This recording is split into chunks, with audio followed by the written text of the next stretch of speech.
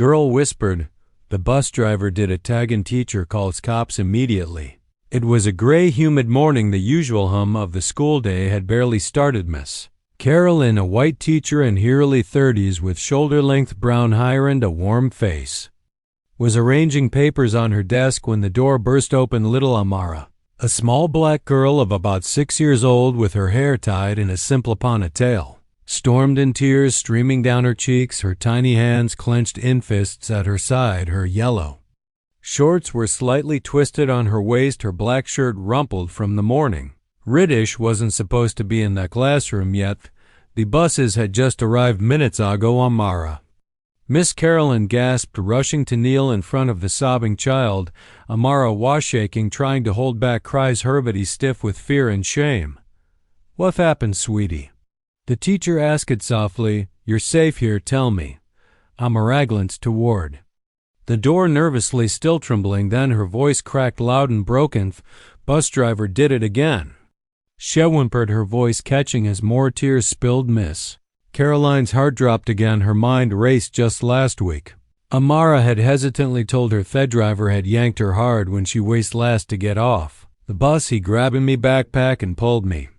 She'd said that it hurt. Miss Caroline had filed airport. The school counselor had been alerted. The transportation department had been told, and they'd assured her, we will look into it. And now again. Oh no, Miss Carolyn murmured, trying to stay calm. Where did he grab you, honey? Did he pull your arm again? Amara shook her head, tears streaming down her cheeks. She turned slightly to the side. Her little hand flew to her lower back and side, clutching it gently. Grabbed me here and pushed me down on the seat. I couldn't move. He was angry. Her words tumbled out between sobs. Miss Caroline swallowed hard, anger and dread rising inside her. She looked at Amara's back, no bruises visible yet, but the child's trembling spoke louder than any mark he kept. Touching my clothes, Amara whispered, voice shrinking, and I tried to stop him, but he said, be quiet. Her words stabbed through the teacher's heart. Enough was enough. With a hesitating, Miss Carolyn pulled out her phone, her hand shaking slightly. Principal's office, she said firmly into the speaker. This is Miss Carolyn, please. Send security to my classroom right now. We need to call the police. Yes, police right away. Amara clung to her small body shaking, her face pressed against Miss Caroline's shoulder.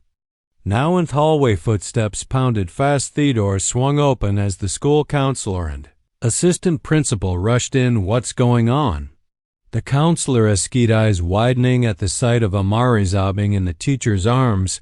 Miss Carolyn met their gaze. It happened again, she said darkly. On the bus had touched her again. The room fell silent. Counselor's face went pale. I'll call parents right now. Miss Carolyn nodded firmly, and the police don't wait. A few moments later, the principal stormed in, voice low but urgent.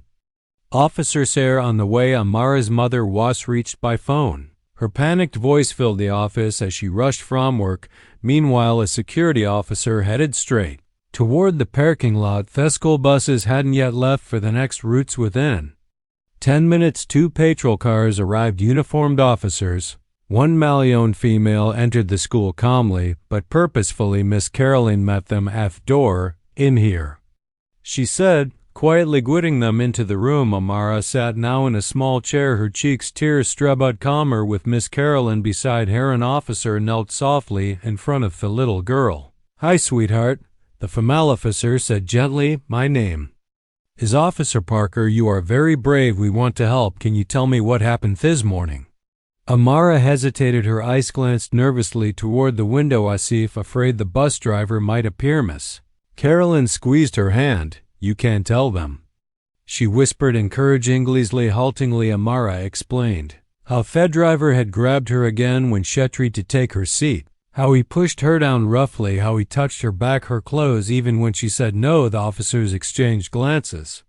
Grim, tight looks of understanding. Officer Parker smiled softly at Amara. Thank you for telling us, she said warmly. You did exactly the right thing. We're going to take care of this now. The officers rose quickly, speaking with the principal. The bus driver, an older man in his 50s, was called to the office under the pretense of paperwork, but when he entered and saw the uniformed police standing there, the color drained from his face. Caldwell. Officer Parker said calmly but firmly, "We need to speak with you about an incident on your route this morning. Please step outside with us." The man stammered, his hands trembling a few minutes later as the officers led the driver out in handcuffs. Teachers and staff exchanged shocked glances. Parents arriving were met by an increased policepra since rumors swirled fast, but for now inside the school, Amara sat quietly beside Miss Carolyn, a blanket wrapped around her, her eyes tired but grateful. Her mother burst in moments later, sweeping her child into her arms. "It's okay, baby, I'm here now." The mother cried, tears running down her face. Miss Caroline placed a hand on her shoulder. "She was so brave," she said softly. "She told us everything." Outside, the flashing lights of the patrol cars faded into the distance, but story was only beginning. The next morning, the news had already spread. Elementary school bus driver arrested on suspicion of assault. Headlines were flashing across local media. Parents whispered anxiously outside the school. Some were furious, others simply horrified inside the school. The atmosphere was heavy but determined. The principal called an emergency meeting. District officials had arrived. Crisis counselors were brought in to support the children. Miss Carolina stood quietly near the window watching parents arriving early to collect their kids. She felt exhaustion in her bones but also relief they had stopped him in the corner of her classroom. Amara sat curled in her mother's lap, her arms wrapped tightly around her neck. Her mom had refused to leave her side all night, staying at the hospital for a full checkup, holding her hand through every moment. And now she wouldn't let go. The police investigation was moving quickly. Other parents had started coming forward too, telling stories they hadn't dared mention before. He was always rude to the kids, too rough sometimes. And parent even said their daughter had come home crying once, too scared to rid of bus anymore. Now the truth was merging in the district office that afternoon. Miss Carolyn sat across from two detectives, helping them piece together the timeline. He targeted the children who sat in the back rows. She explained, and Amara, she's tiny quiet. He thought she wouldn't speak up. The female detective nodded grimly. But she did, Miss Caroline said fiercely, and Webb believed her.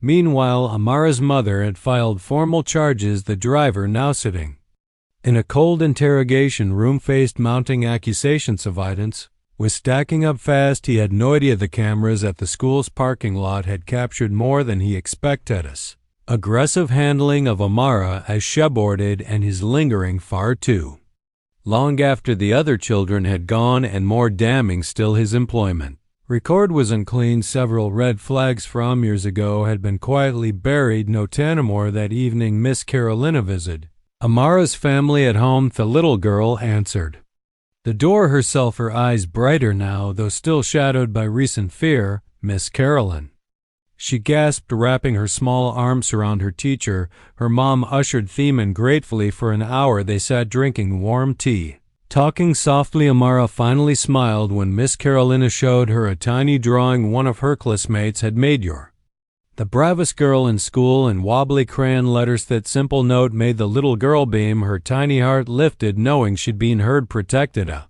few days later, the school board called a full assembly. Parents packed the auditorium. Reporters stood outside. The principal stepped up to the microphone of one small girl's courage. He began, his voice strong. "We have exposed a threat in our own system. This'll never have happened, but we will not ignore it." There was silence, then loud applause. Amara sat in the front row, holding her mother's hand tightly, Miss Caroline beside them, her heart full of pride. That afternoon, the district voted unanimously to implement strict new background check surveillance recount on all buses and a dedicated hotline for any child or parent reporting concerns. Bus driver, now facing multiple counts of assault and endangerment, remained in custody. He would never drive again, but more importantly, Amara was safe, and in the weeks that followed, she slowly began to smile again, playing actresses. Laughing with friends, her mother walked her to school each morning, her head held high. One bright spring day, as the flowers bloomed along the playground, Amara ran across the yard, arms open wide. Miss Caroline sheckled happily. The teacher turned, smiling wide, kneeling to catch her in a hug. You're doing so well, sweetheart, she whispered. Amara beamed. I'm not scared anymore, she said proudly, and infant simple truth, one small child's courage had changed everything. If you enjoyed this story, don't forget to give it a thumbs up and hit that subscribe button for more emotional, dramatic, and unexpected tales, and let us know in the comments where in the world are you watching from. We love hearing from all of you. Until next time, stay kind, stay curious, and keep watching.